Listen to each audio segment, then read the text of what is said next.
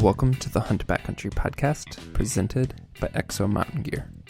This podcast and the gear that we produce at Exo Mountain Gear share the same purpose: to make you a more capable, confident, and successful backcountry hunter. Straight to the point, no fluff, and no BS. This show is all about providing you with valuable information from experienced hunters. To learn more about the podcast or about our backcountry hunting packs, please visit exomountaingear.com. Well, thank you guys so much for joining us on this episode of the Hunt Backcountry podcast. Our guests are a pair of hunters, rookie hunters, from Arkansas, of all places. And they dive deep into the Colorado high country and come out with some success on their first mule deer hunt. Our guests are Dustin and Daniel. They have a great story to share, lessons learned, and just so much to pull from this two regular guys who came from Arkansas to the high mountains of Colorado and came out with an awesome velvet buck. You guys are sure to enjoy this one. Before we get into that, wanted to thank Cody Peterson for the iTunes review. Cody, please send us your shipping information. We want to send you some Hunt Backcountry swag. And listeners, if you would like to enter these weekly giveaways, it's really simple. We just want to hear from you, your feedback. So if you're on iTunes, leave us a review, or Stitcher, wherever else you could leave us a review, that'd be great. And you can always contact us directly by email to podcast@exomountaingear.com with your questions, comments, or suggestions. This show can get better based on your feedback. We want to hear from you. We want to know what you want to hear about, the tactics, the species, anything. We would love to hear your feedback. Okay, let's get into the show with Dustin and Daniel and their rookie adventure that ended in success. All right. Well, Dustin, Daniel, welcome to the Hunt Backcountry podcast. Thank you guys so much for joining us. Thanks for having us. Yeah, awesome. And Steve, how's it going tonight, bud? Really good. Yeah. Excited to listen to these guys and hear their story of last hunting season. Yeah, I am too. I'll tell you what, Dustin, when I got that photo from you and then heard the little bit of the story that I do know, and there's so much that I don't know, I can't wait to hear about, I was stoked.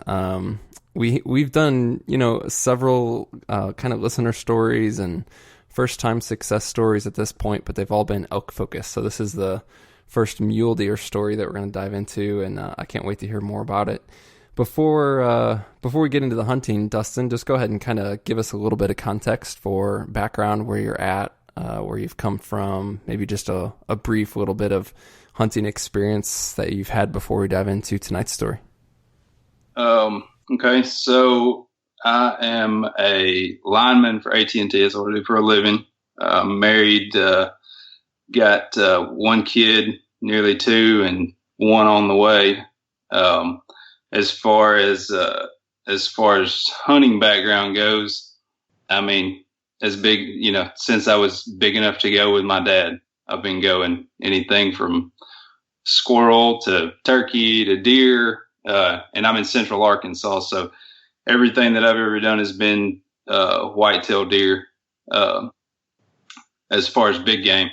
And started bow hunting, I guess, when I was 7 or 8. Oh, wow. That was a young start. Yeah, I guess I started when I was 8. I killed my first deer with a bow when I was 8. So, and that was back in the days, it was a Fred Bear, had the little round wheels on it, no cams. Yeah, a little steel cable action. Yeah. And I got that bow for Christmas one year, and never had nobody in my family bow hunted, but we had a local archery shop down the road, and just got interested in it through that, and that was it. That's cool. So Daniel, how did Dustin talk you into making the trek from Arkansas and going out and doing this crazy adventure in Colorado? Well, we kind of grew up around each other. We really didn't start hunting together though. Dustin probably was friends with my brother, my older brother, actually, before me and him were friends, because he's a year or so older than me.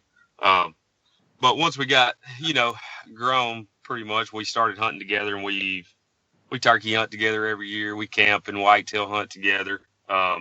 So I was very interested in going. I've always been very interested in going and hunting something other than a whitetail, and seeing the high country. So when we started, he definitely brought it up, and he was probably more eager to go in the start than I was, which neither one of us knew anything about it. So when he brought it up and we kind of started researching, I was like, yeah, let's go. Sound like it would be an adventure. So we've always both been game to try anything new that's hunting related, So that was kind of the start of it for sure. Well, I was gonna say, what would you say? I'm sure there's a lot of guys like sitting in your spot 2 years ago or whatever it was, like sitting there, like wanting to do the hunt but afraid to take the plunge. Do you guys have any like? Is that just a mentality of like, screw it, let's just do this and we're gonna figure it out, or how did that play out in your guys' head? I don't know. For me, I always felt when I started. I guess it all started for me watching YouTube videos. Like I watched people do these backcountry or high country mule deer hunt, spot and stalk, and I was like, got to do that. And by watching the video, I felt like I don't know. I felt pretty confident that we could pull that off, just simply because you can keep your eye on the game, and that's something we're not used to in Arkansas at all. Like, we hunt eastern turkeys. You can't see them until you're about to shoot them. Same with a whitetail deer. And we go to the Midwest and go turkey hunting, and it's a different ball game because you can see them. So I felt like from the get go, I thought we can do this. I felt confident that we could shoot a mule deer. Like, we didn't go out there with any great hopes of shooting one as big as we did. But so I mentioned we've had this conversation a little bit, but it's also been elk focused so far, and there's plenty of opportunity out there that's over the counter for elk, specifically in Colorado, get into a state like Idaho, something like that. But things are a little bit different once you get into mule deer, and especially into Colorado. So I would just love to hear kind of how you went about the research, the points game, the draw odds, and really picking the strategy that went into where and when you hunted. It basically, for somebody that's looking at going, I can't stress enough. You got the internet at your fingertips, and I mean, that's just a crazy source of information, and so I know Dustin did equally as much as I did. I can't tell you how many countless hours, we spent on, Archery Talk, Rock Slide, Muley Madness, all of the forums and asking questions, Hunt Talk. Yeah, Hunt Talk. I mean, we had some guys, that I went on there and put several posts, and had some guys that were really forthcoming with information, which I'll be honest with you was kind of a surprise to us. I don't know if maybe it's different for, Western hunters. I don't know, but for us, where we grew up and where we are now, you ask somebody about, hey, what about this spot and going to hunt there? Everybody's very tight-lipped with information. So we assumed we would get the same result. But when we kind of reached out about some public ground on some of the forums, we got real good responses, and that kind of started helping guide us in, we kind of started putting a plan together then. Okay, so, it seems like people are having decent success here. And we sort of looked at it as like, we don't want to wait. We knew there were some areas that, obviously, it takes a lot longer to draw. So we said, hey, let's try to get one where we can, let's try to focus on an area that some people have had some success. There seems like there's a good population of deer from what we can tell, but we can go within hopefully a couple years. And so we can at least go out there and get our feet wet, see what it's going to be like, have a good time, whatever, but not have to wait for 3 or 4 years to get to hunt. And so that's kind of what we did. We found an area that we thought for sure with one preference point, we would be able to draw. And as a matter of fact, the place that we ended up having success was a place that a Colorado resident. I spoke with him over the phone, got in touch with him through Hunt Talk, and he advised that spot to us. So, people were super helpful. That's crazy. Yeah, I would say that's quite a rare experience you guys had. I think, definitely guys are, maybe it's a little different with, non-residents coming over, but in general, guys are pretty dang tight-lipped about where they hunt. Yeah. Well, that's what we expected too. And when he contacted us through, I think he contacted me. I think he replied to a post that I'd put on Hunt Talk first, and then me and Dustin both talked to him. But we started in a different location than we had talked about with him, and we couldn't find water, and we weren't happy with the area at all. So we kind of had this other area on the back burner. And when Dustin called him, he told us, I was in there a few days ago. He actually had a tag for a Rocky Mountain Bighorn, and he was in there glassing for sheep, and he said, "Hey, I saw some good bucks. There's some good bucks in there. Y'all should go in there." And we were kind of like, "Okay." He couldn't be lying to us, but we're going to try. And so, it worked out. But that's awesome. We were hoping everybody out there was that way. Yeah. We didn't know. I think it's something you mentioned, you did the forums, but then you talked to him on the phone. I think you guys just work the Southern draw, and it just opens people up. I think that's what it is. Yeah, we get that. It's funny you say that. We get that a lot when we go to the Midwest turkey hunting. We used to go every year, and we would talk to people, and all of them were like, "Man, you guys from the South, y'all are just really friendly." Like, well, that's the way it is, I think you could say something. Talks a lot. Yeah, I think you could say something really rude, but with that accent, it just sounds kind of nice. Like you can insult my mom, and it's like, oh, that was funny.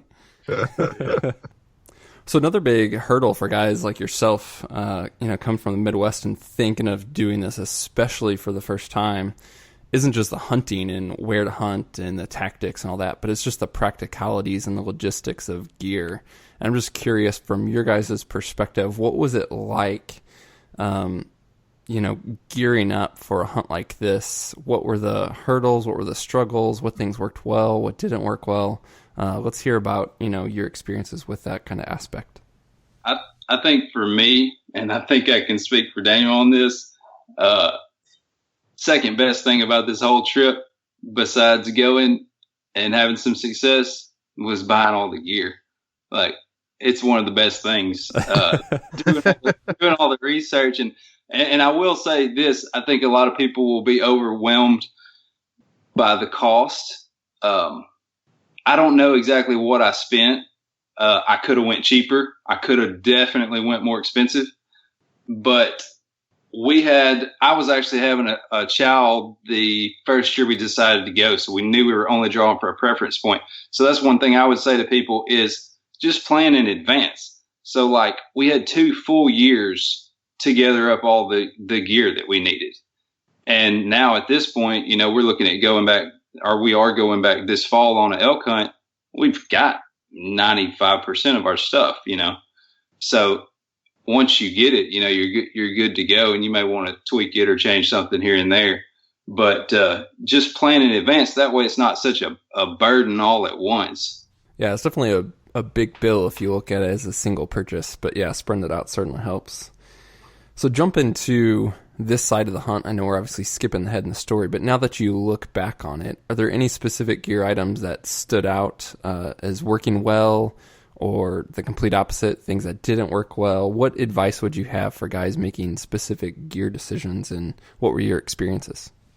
I would say, number one, do the research and get a good pack. We actually, and I'm not trying to bash on one versus another whatsoever. I'm just going to tell you what worked for me and Dustin was pretty close to the same on most gear. And we bought, because we started on this thing. We were very, very green in information. Well, the first thing we did when we started talking about it, we jumped out there and both bought a Tenzing, because it 5,000. Because it was on sale. Yeah, because it was on sale. Got such we're a like, good deal. That's got to be great because it's cheap, So, and that's not good logic to have. But anyway, so we both bought a pack. I think it was a TZ5000 was the model number, and we when we started getting kind of a little bit closer, we were probably about a year out. We started really thinking, hey, we might ought to put some weight in these packs, kind of simulate what we're going to be doing, and do some hiking with them, do a little training, and see where we're at. And we both, it's kind of funny because we were talking back and forth on the phone, and we were both like, hey, you think this is supposed to be hurting right here? Do you think this is supposed to be this uncomfortable? And, so we started doing some research, and we started finding that, other guys were having the same issues and gripes and complaints, and so we're like, okay, we might need to step up to a little better product, and get something a little better. And then we sold, both of us put our packs out there because we'd not really used them. Sold both of them. We both bought XO 3500s, and that was probably the pack was one of my favorite pieces of gear just because I didn't really have a complaint about it. It worked well for me. It carried weight well. I was very happy with the simplicity of the layout because all I had to compare it to was the Tenzing. It's got 8,000 pockets on it. You can put stuff in it and forget where you had it. And, in the XO layout, I mean, I'm not telling you guys, more about it than I do, but, I like the fact that you can organize stuff very easily, because there's not tons of different pockets to get stuff lost in. But yeah, I'm trying to think of another piece of gear. I didn't really, we did so much research, or I know I did. I know Dustin did too. I did so much research on each specific item before we bought, after we made the wrong decision on the pack, that I think, we made pretty decent decisions. If anything, if I would change anything, and we actually we're going to make a few changes, or I know I am, to my gear list before the elk hunt, it's just going to cut some weight on a few things. I had a tent set up that was pretty heavy, and I'm finding out that, can go a considerable amount lighter on a shelter. What'd you guys end up running for boots? We both had Loa Tibets. Loa Tibets. Okay. We got that surprisingly. Mark was one of the very first YouTube videos we watched. Yep. I was gonna say we didn't realize it was him at the time, but that was from another era in time. It feels like. That's crazy. Did they work well for you though? Oh yeah. Yeah. Which we knew those. We wore those 1 or 2 full turkey seasons before, so we were already in love with those. I think my favorite piece of gear was a First Light Aereo wool shirt. Mm-hmm. Oh yeah, just wear it day in and day out. And and I changed a little bit. What are the pants that you wear, Steve? The stretch Zions. Yeah, the Piranhas. Yeah. We did the Bryons, and they're just a little different fit. Yeah. But I love those. That's what we wore every single day. Those pants and that Aerial Light shirt. I love it. It was great. That's awesome. So you mentioned shelter change. What are you guys looking at or considering in change? We are looking at going to the Big Agnes Tiger Wall. Okay. It's new. It took the place of the Fly Creek. Mm-hmm. Well, I don't know if it took the place, but it's kind of sort of an improvement. Yeah, a little bit. I think it's a little bit. A little more. I can't remember. I'm probably giving some. Oh, I do remember now. It is not. It is a side entry tent instead of the front, like the front entry, like the. So you guys gonna run one mans or two mans? Two. Okay. Yeah. So you just share the tent, share the weight. No, we actually run two. We did 2-mans this time. The weight, like it's just a couple of 3 ounces to go from a 2 to a 1-man. Like it's just not hardly worth it. Oh, And okay. you lose so much room. Yep. You just got to make the trade off somewhere. you Right. know. Yeah. Yep. Yeah, we kind of went with the mindset of going 2-man, you know, each one of us having a 2-man, and then we because we put most all of our gear, you know, in the tent, have it just where it's very accessible. And that, you know, I think that's just very, especially from what I've read and watched online, I think that's very user preference, you know. Yeah. Whatever you like, whatever works for you. Yep. You know. Yeah, we usually stay away from the 2-mans and run and just the smallest shelter we can while still having some decent livable space just for footprint size. I'm sure you guys, I don't know if you experienced this on your hunt, but just finding a flat spot big enough for a 2-man can be pretty difficult for sure. Yeah. Yeah. The first night, I felt like I could keep from rolling off the side of that mountain all night long. I'm not even slept. Yeah. So Nice. did anything stand out, not in gear that you would change per se, but just flat out things that you brought that you didn't need? Are there things that you've cut off the list, things that you brought kind of just in case that you're just kind of scratching from bringing again? So I brought a full shirt, pants, or 2 tops of Kuiu. I love them. I deer hunt out of them. But I brought those as well. I never put them on the entire trip. It's like a full set of extra layers. It was a complete waste because I carried it the whole time and Yeah. never. Right. Yeah, I think that's a pretty common mistake for sure. Is that just extra? I remember packing extra underwear for years, and then literally like, okay, I've never once worn these. I'm done packing extra underwear. Yeah, we both did that. I did the same thing. But it was so, you know, and even the guys that I talk to, you know, that are around home here that, you know, we've a lot of guys hunt, and we know a lot of guys that hunt whitetail, and all of them, you know, ask, well, what about this? And what about that? Well, when you start talking about clothes and you say, well, you know, 2 pair of socks, 1 pair of pants, 1 shirt, 1 jacket. They're like, for how many days? You know, but so it was so hard for us. You know, we're like, okay, well, we're going to take an extra pair of pants. We're going to take, because we were still in that mindset of, you know, well, it's not a big deal, but well, you know, you realize real quick when you're talking about carrying it on your back every day, it is a big deal. Yeah. And Did you guys?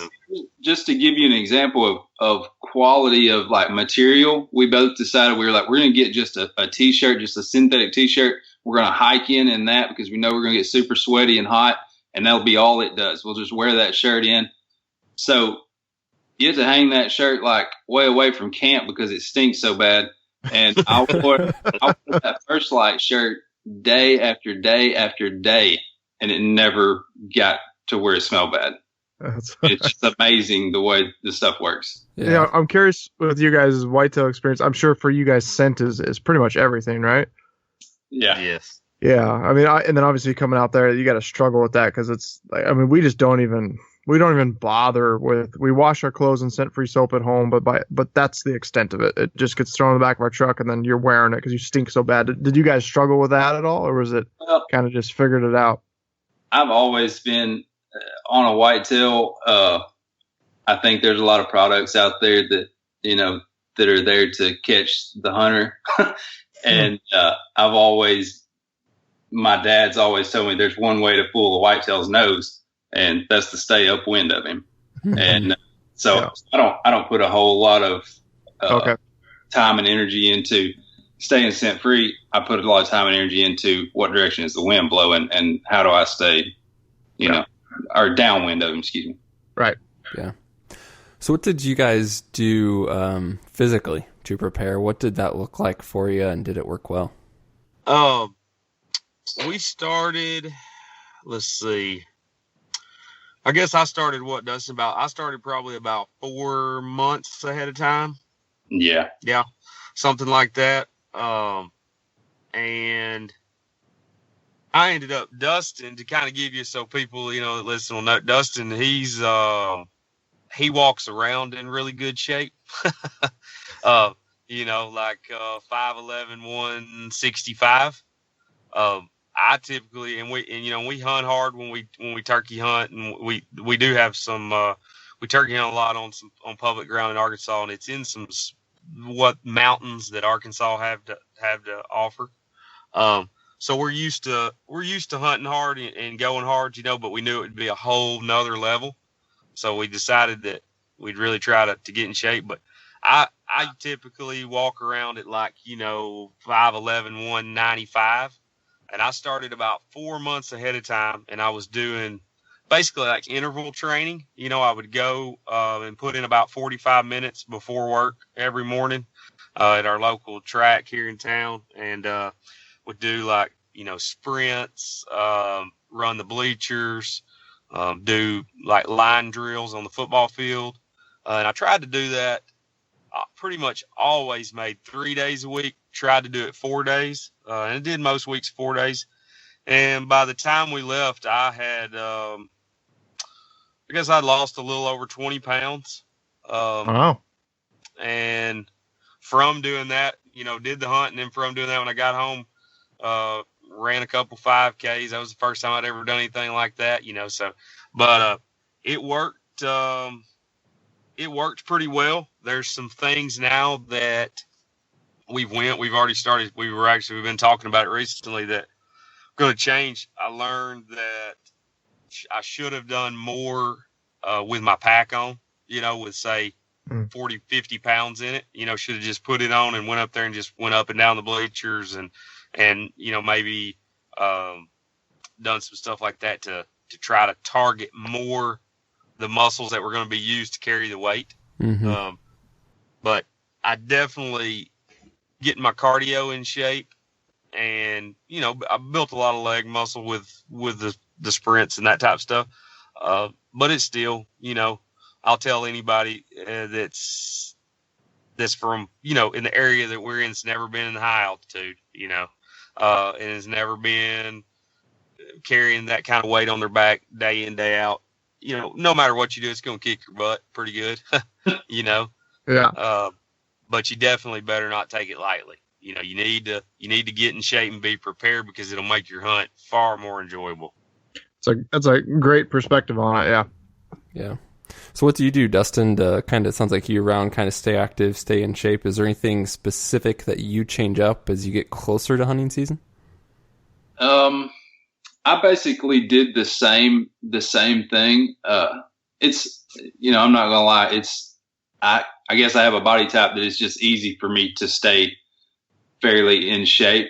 I will say that, through all this, when I started getting into shape, one of the biggest things that I changed was my diet. And that's been a lifestyle change ever since even after the hunt was over with. I was like, man, just feel way better. Might as well just keep on with this. And so that's something, I think Daniel's done the same thing. But yeah, I would say we went out there in tip top cardio shape. I don't feel like we could have gotten any more in shape as far as cardio, but I definitely will be doing a lot more, pack training. Yeah. Especially before, there's a big difference in a mule deer and an elk. So, right. Yeah. Yeah. It's just something like the pack stuff. I don't think it's the only thing you should do by any means, but I think it has to be a component.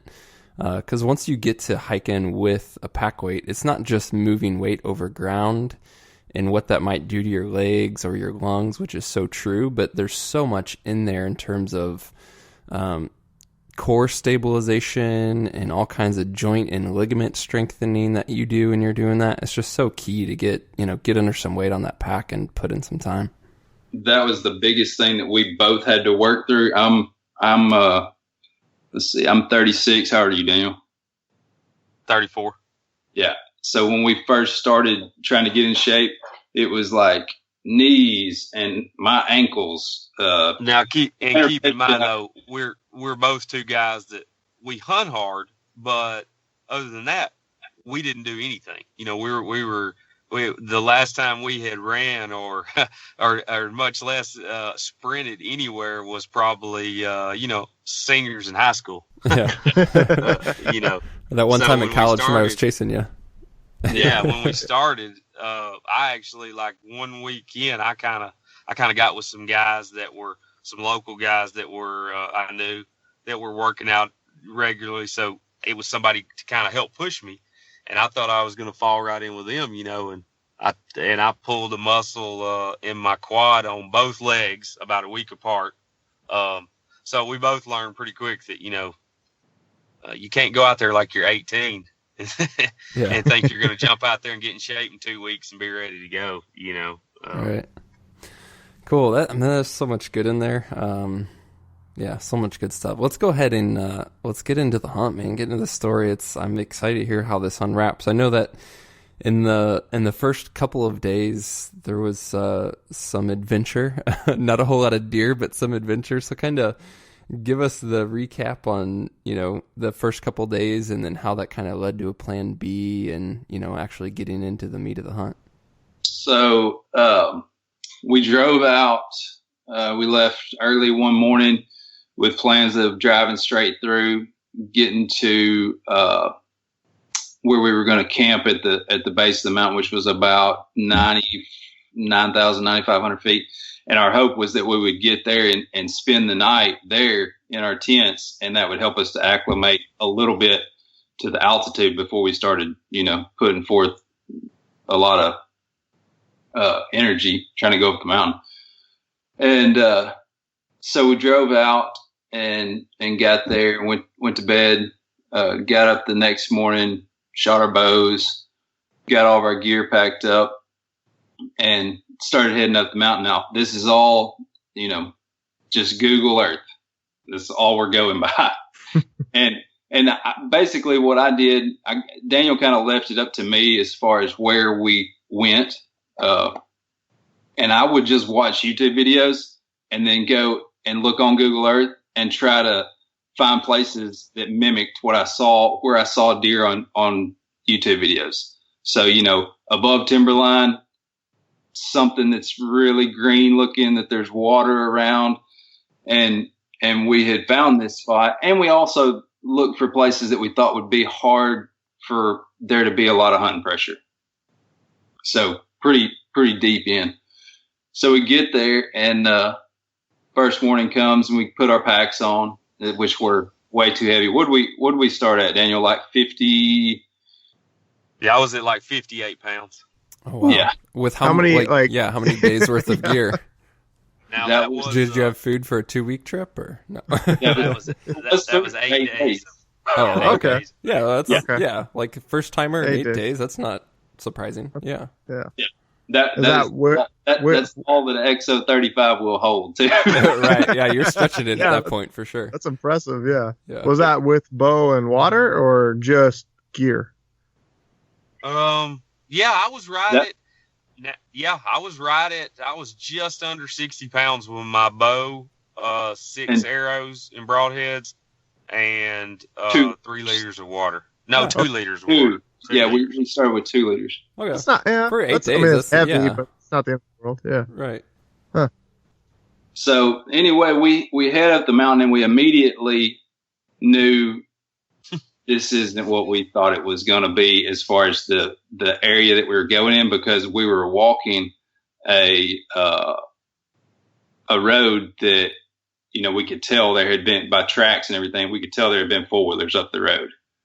And that wasn't, I thought, here we are, we're walking up the mountain.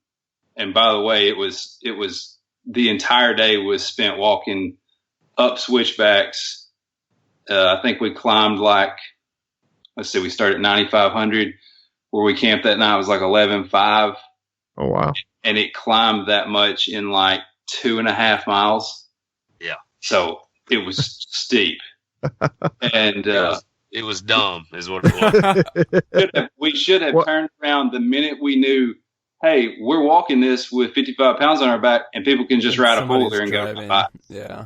So did Yeah, you yeah. start at a trailhead that was closed and people were riding around it, or is there someone had access in a different way on a 4-wheeler?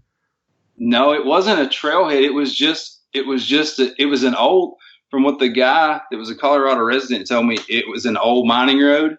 And Oh, it okay. just went up to the top of this mountain and dead ended, which our plan was to hike up there and then go over the backside where we knew there wouldn't be any access and start there. Mm-hmm. So, but we spent the whole first day hiking up there, get up there at like, I don't know, probably a couple of hours of daylight left, passed a guy on a Ranger. He was coming down the mountain as we were going up. He was scouting. This is the day before season.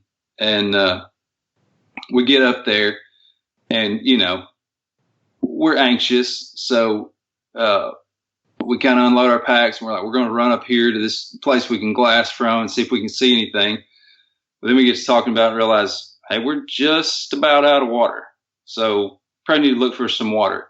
Luckily, this was our only saving grace.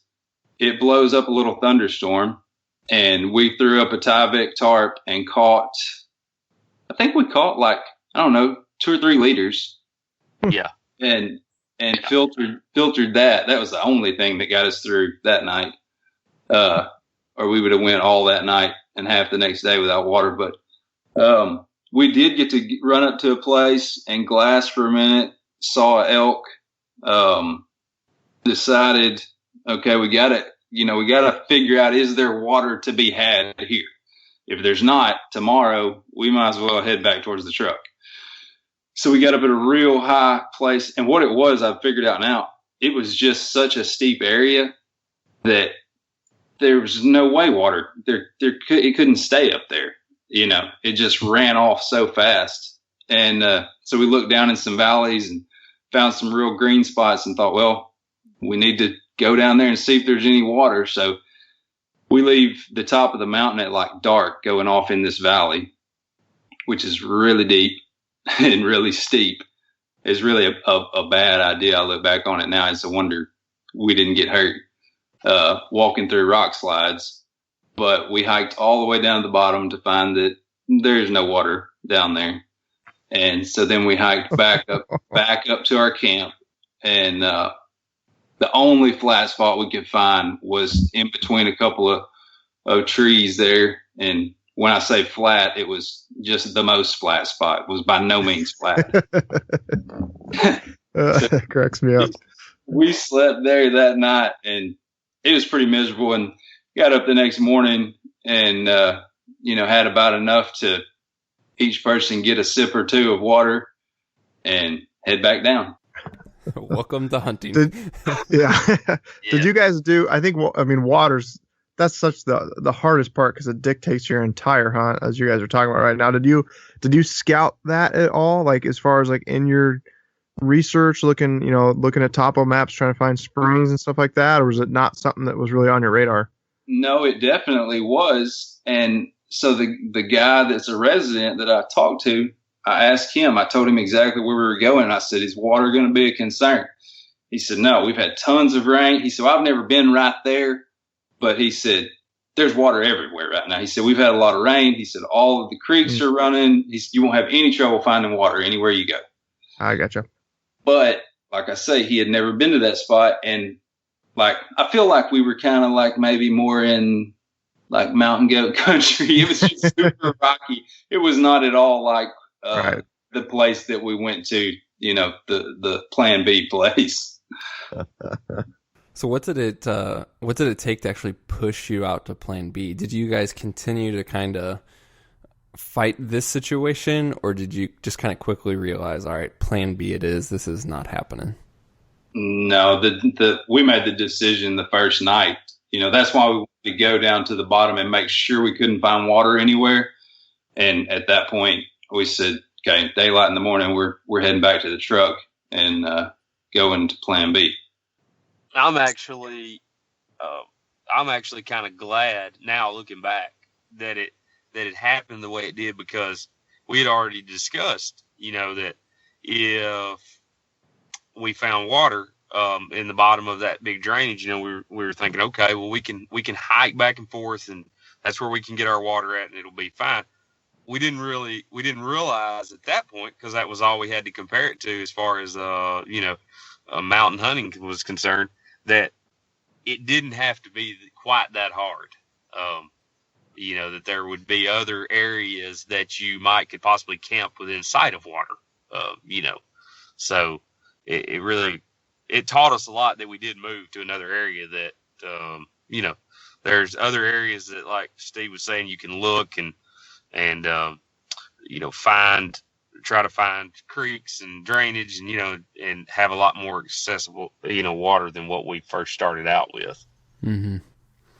Yeah, I mean, I don't want listeners to even skip the point of having a plan B. That's so important, especially if you're going into new country or you're going into something you scouted on Google Earth. I mean, Google Earth is great, but man, things can be deceiving. And so especially if you're hunting out of state or coming into a new area, you need a plan A, B, C, D, So it's just so good that you guys had this B to fall back onto. So once you decided to get into plan B, was that another pretty tough pack out to get into that country? It was downhill all the way going back to the truck. So that was a good thing. We had to drive, how far? 45 minutes maybe? Yeah, about 45 minutes. We actually did not know. And I keep in mind, guys that are anywhere from our area, they look at us and laugh because they just cannot understand. We've grown, me and Dustin both have grown up in the country, and gravel roads our whole life. We did not know that there were as rough of roads in those mountains that we didn't know that existed in the world. I almost tore a hole in the sidewall of a 10-ply BFG tire on my truck. Dented the edge of the wheel. It was kind of insane, really. Wow. We drove, like 45 minutes up to within 5 miles of the plan B spot. And it probably took us, an hour to go the last 5 miles? Yeah, it took us a little over an hour. It was idle speed only. That's awesome.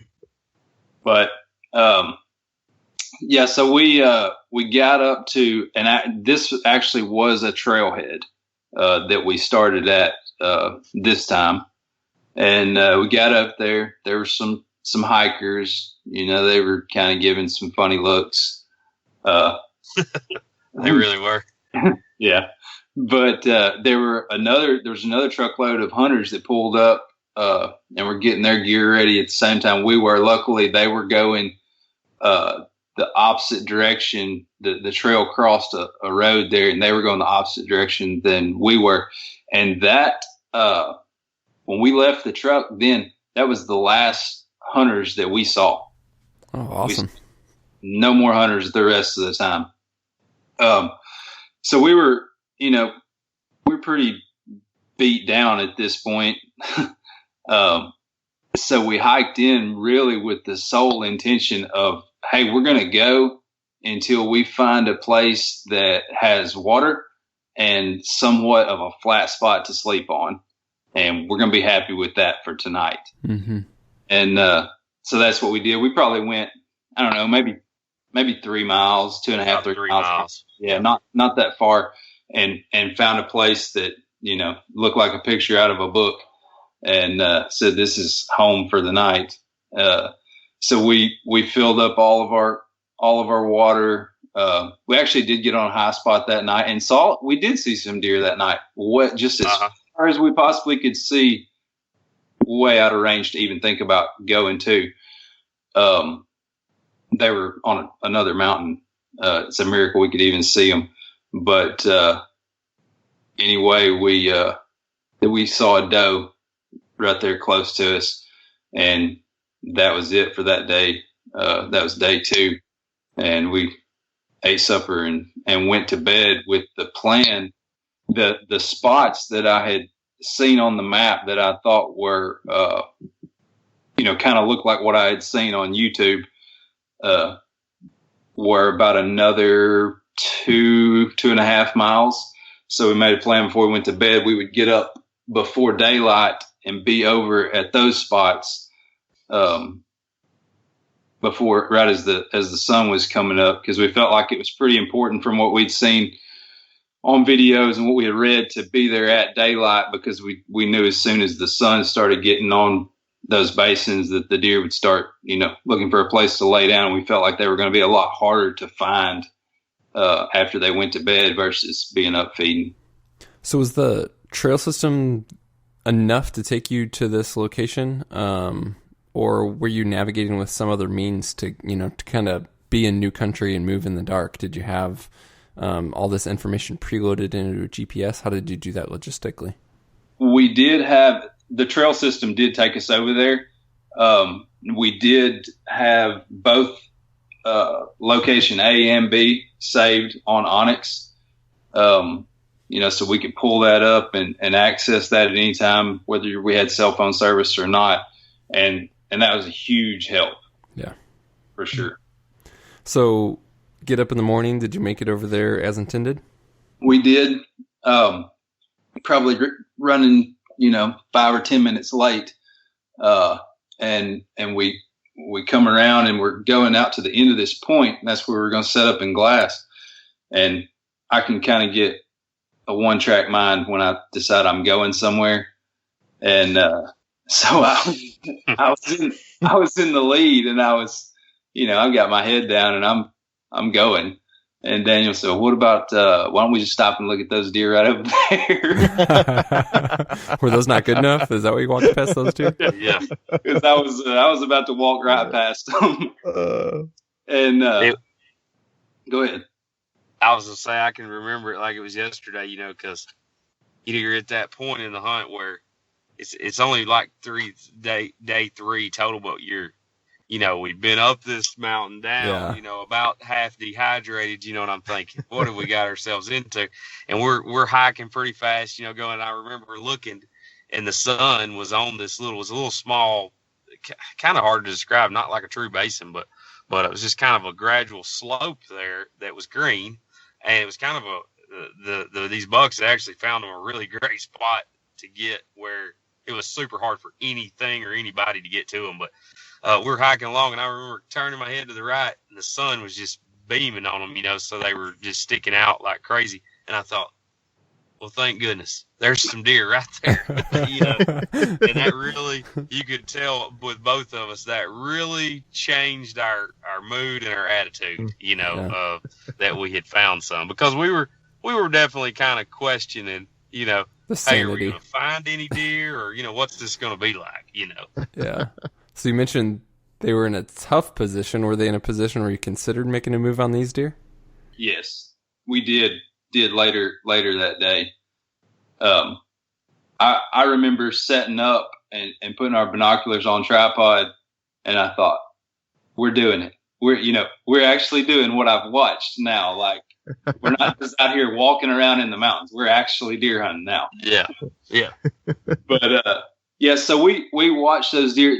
Like he was saying, they were in a place where there were no trees or anything up from to bed under, really up high. So we knew, like when the sun, they started making a definite move coming down, and we thought, well, we're fixing to lose them because they're going to get in behind these trees when they get low enough that they go into the timber. But we felt like they would bed real close, when they got in the shade. And that there again, that's straight from watching a YouTube video. We knew that they like to go and get in the shade and bed. But anyway, so they did, they came down and fed out of sight. And so we got on the map and figured out a way to get around and get up above them. And we came down, and sure enough, as soon as we got where we could see down in the base of the trees there, we saw one of them, and he was bedded just out in the wide open, just in the shade. And he was I I guess y'all, I don't know what y'all call them. We call them forked horns. Yeah. He was a big forked horn, but yeah, he just had two on one side, on each side, and no eye guards. Yeah. Okay. But so anyway, we flipped a coin, and I won that coin toss, and I went down with all intentions of shooting that deer if I got an opportunity at him. And I really think he was an old deer, like a really old deer that was going downhill. He was definitely the biggest bodied deer out of the bunch, and had a really big frame, just not many points. So I get down, start going down, and you kind of got to come over this lip and fall off into this narrow bowl of a thing that they're in.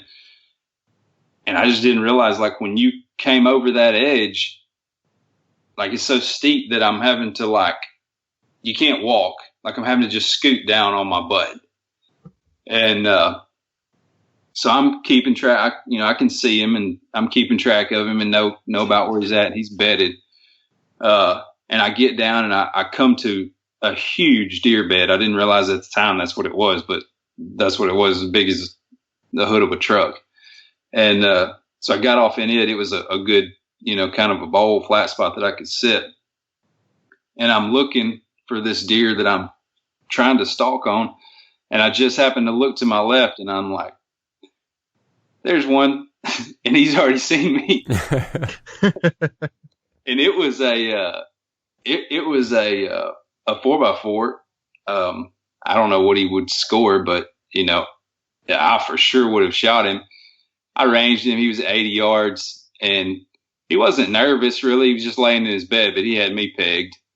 And we sat there and stared at each other for a while, and I moved around trying to see if there was any option to get anything between me and him and get any closer. And he finally got nervous and stood up, and he didn't run off. He just kind of turned and went deeper into the timber. They're all kind of laying out on the edge of the timber. And so at that point, I turned my focus back towards this first buck. And apparently, while all that was going on, he had gotten up too. When I got back to where I could see where he was bedded, he was gone. And so I came back and got back with Daniel, and that was it for that stalk. Not to go off on a tangent here, but when you said 80 yards, it got me thinking about, did you guys do anything different from a shooting, practicing perspective to prepare for kind of a Western mule deer hunt? I mean, I'm assuming whitetails, you're used to 20, 30, 40 yard stuff. Yeah. I don't think I've ever shot a whitetail, very far at all. But I mean, I've shoot out to 100 in the yard. Okay. So that's something you guys practice. It wasn't. Yeah, it wasn't I wouldn't too feel far for you. That far, but I would say, yeah, we definitely knew that a shot might be further, and the fact that it's about twice as big of a target as our Arkansas whitetails. Mm-hmm. They're generally 150 pounds. So I would say we were prepared to take a further shot than we would have been, than we would feel comfortable with a whitetail. Interesting. Cool. So I don't want to, man, there's so much we can talk about, I know, in the next bit, and I don't want to totally rush the story.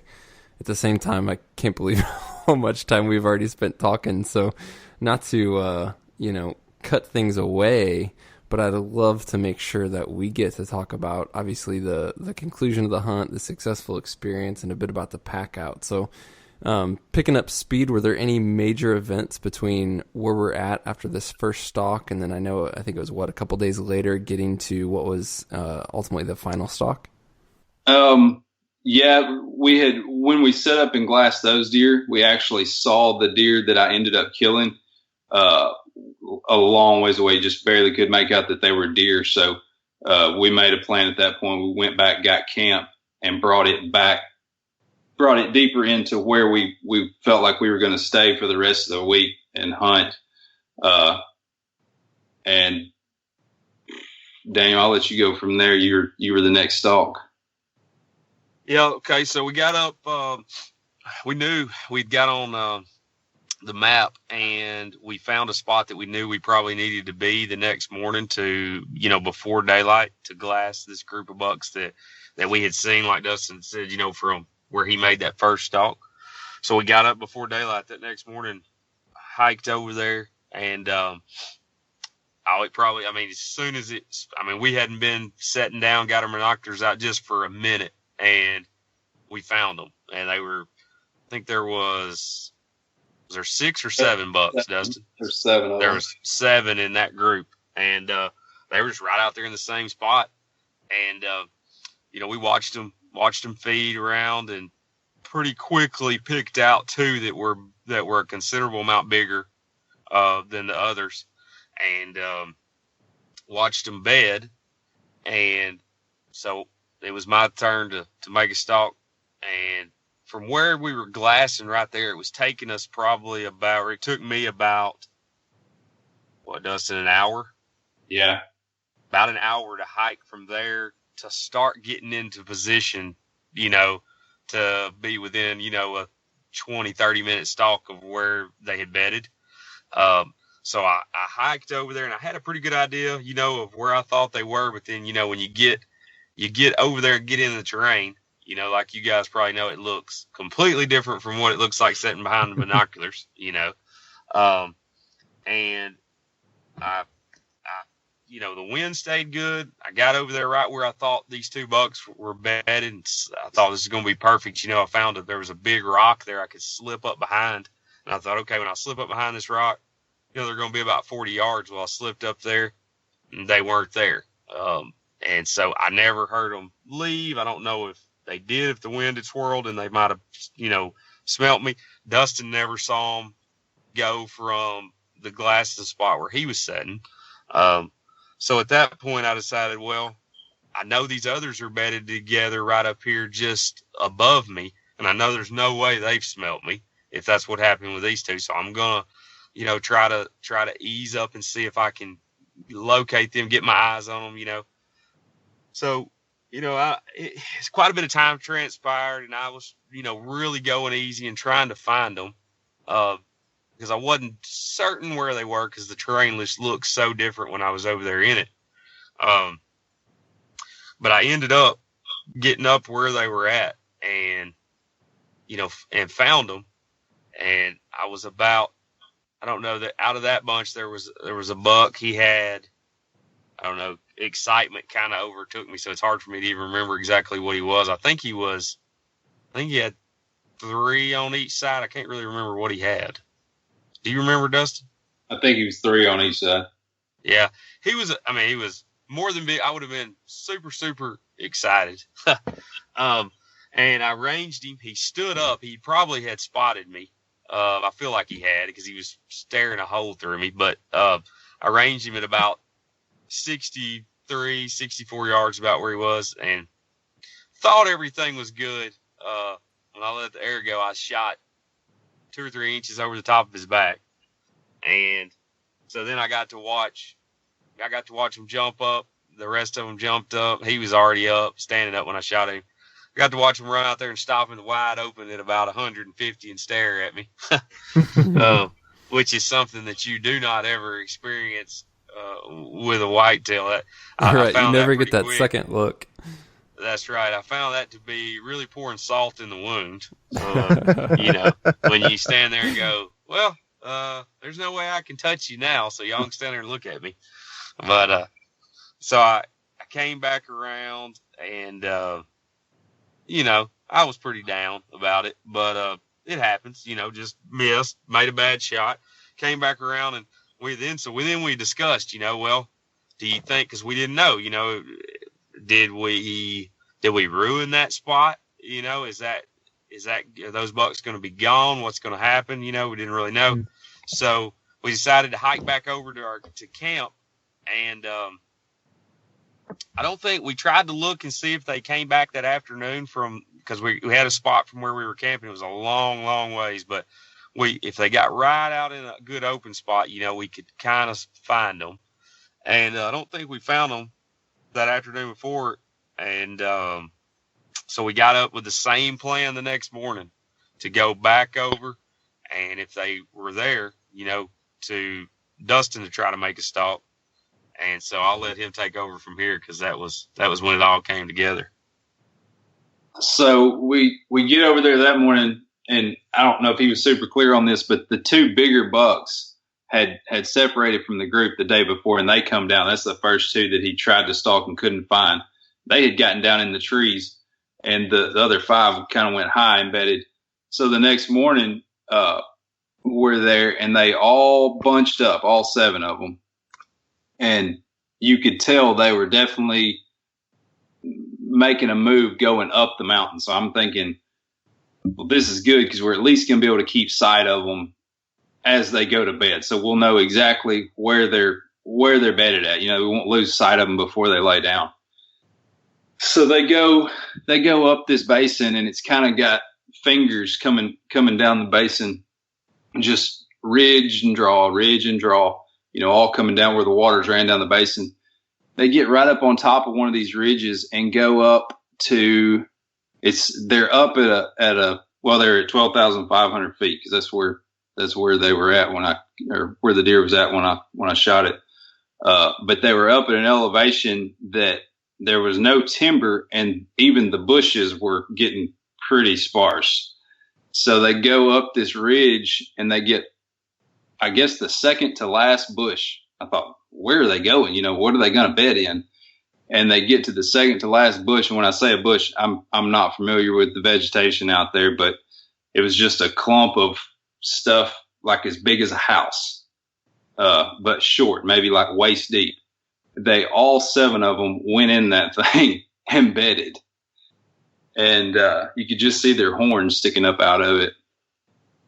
So anyway, I took off and went over there.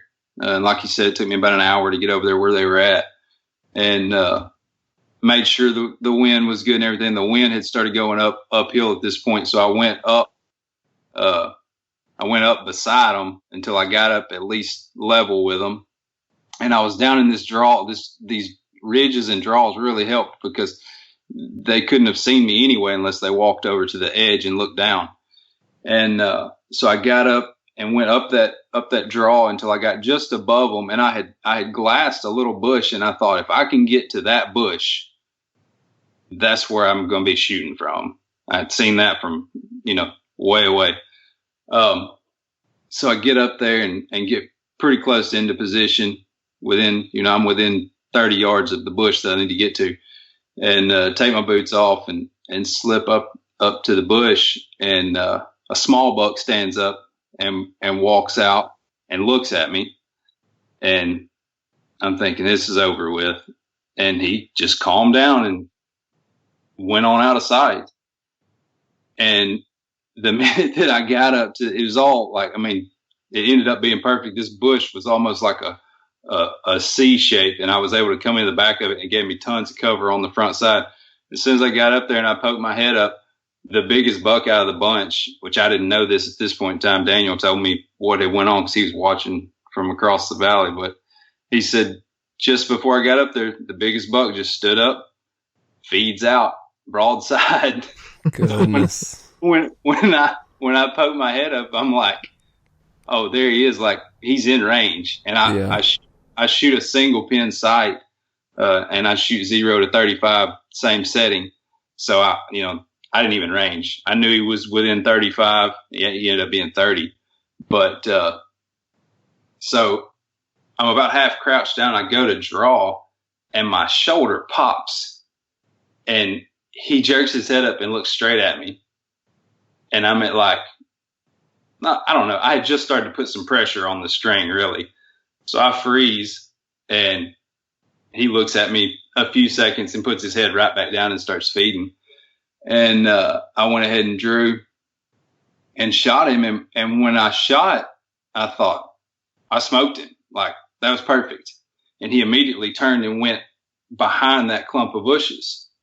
But when he did, and I felt like I knew the deer I was shooting. When he did, a deer came out, and I was like, well, that's him right there. And I'm looking at his side, and I'm going, I didn't hit that deer. I can't see a mark on him. He's like 70 yards at this point. I pick my binoculars up. Can't find a mark on him.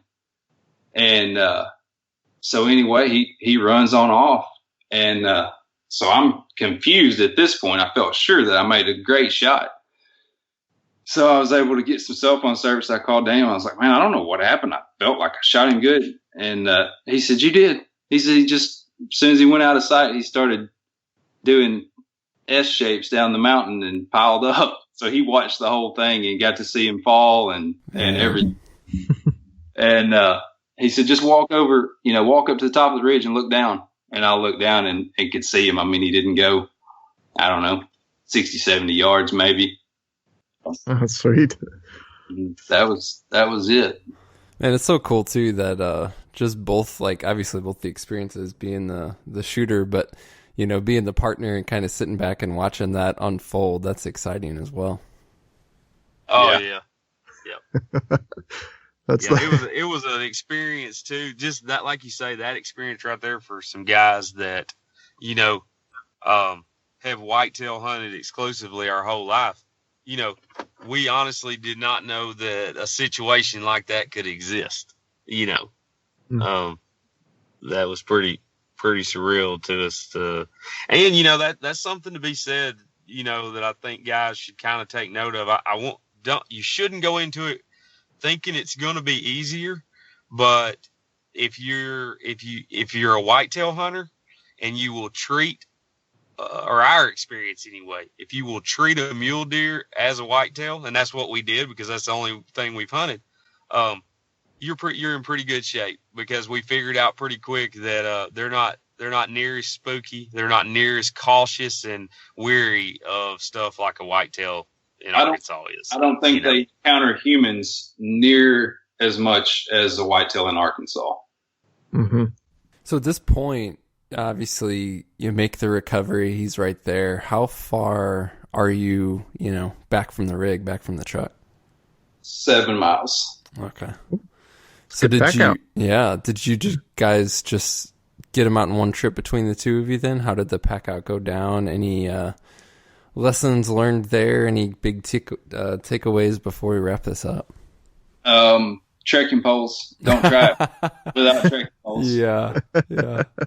But no, I mean, we packed him up and headed out, and it was tough. I mean, I won't take anything away from it. We basically would go and look at the top of the next ridge and go, we're not quitting until we get to there. And then we'd get there and stop and take a break, and then we'd set another point and go, we're not quitting until we get to there. And we ended up walking past camp and knew that we weren't loading camp on our back. Plus, we already had a day pack worth of weight. And so we just left our camp there, hiked out, and took the deer, got the deer on ice, ended up finding a local taxidermist, and took the head and the cape and everything there, and spent the night in a hotel room with a bed and a shower. That was awesome. Yeah. And then the next day drove back in and hiked back to camp and loaded camp up and brought it out. Nice. Did you guys debone the deer or leave the bone in? No, we boned it. You boned it? Okay. Yeah.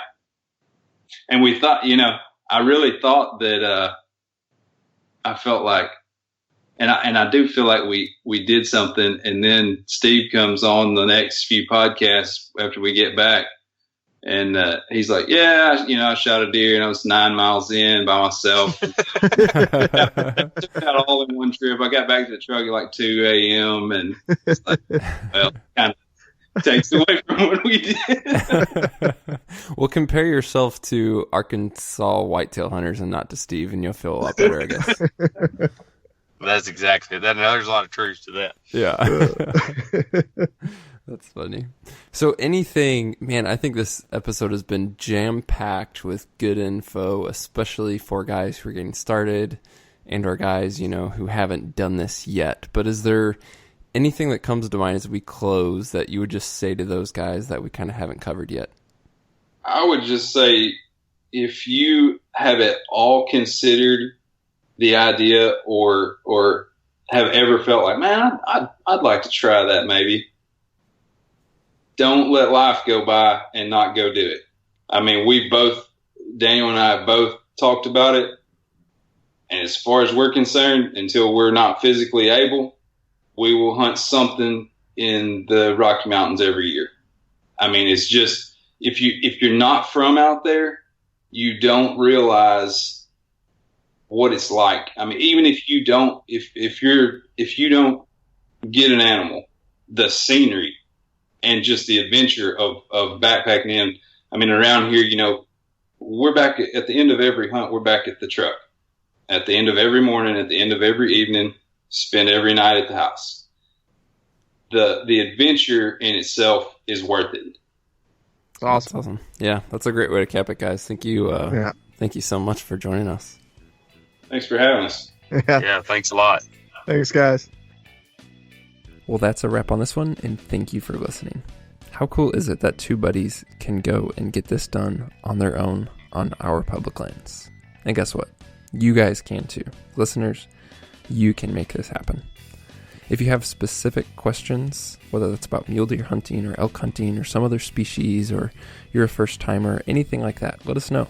podcast@exomountaingear.com. We can either cover that in its own episode or add it to one of the Q&A episodes that we do. We'd love to hear from you and let us know how this show can help you live an adventure just like Dustin and Daniel did. Okay, until next week, hope you guys have a good one. Hit that subscribe button to make sure that you get all of the future episodes.